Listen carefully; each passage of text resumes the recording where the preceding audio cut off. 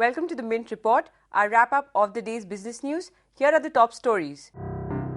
RBI leaves rates unchanged, cuts CRR. Maruti reports a decline in profits. And markets take a beating on Tuesday. We begin with the Reserve Bank, which acted along expected lines on Tuesday. Its monetary policy review left the repo rate untouched while cutting the cash reserve ratio once again. The repo, which is the rate at which banks borrow overnight, remained at 8%, and the CRR is down 25 basis points at 4.25%. The CRR cut is expected to pump in 17,500 crores into the banking system. RBI said the reduction would preempt any possible tightening in liquidity. The Reserve Bank has also cut its outlook for the economy. Its new inflation forecast for March of next year is 7.5% instead of 7%. And its forecast for economic growth is down to 5.8% from 6.5%.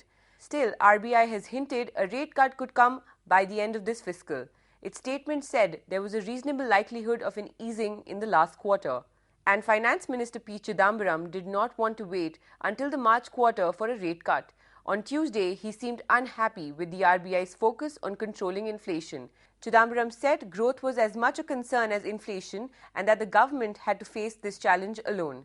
On Monday, Chidambaram had announced a fiscal consolidation plan that was seen as an attempt to nudge RBI towards a rate cut. Moving to corporate news, the country's biggest car company, Maruti Suzuki, has posted worse than expected earnings.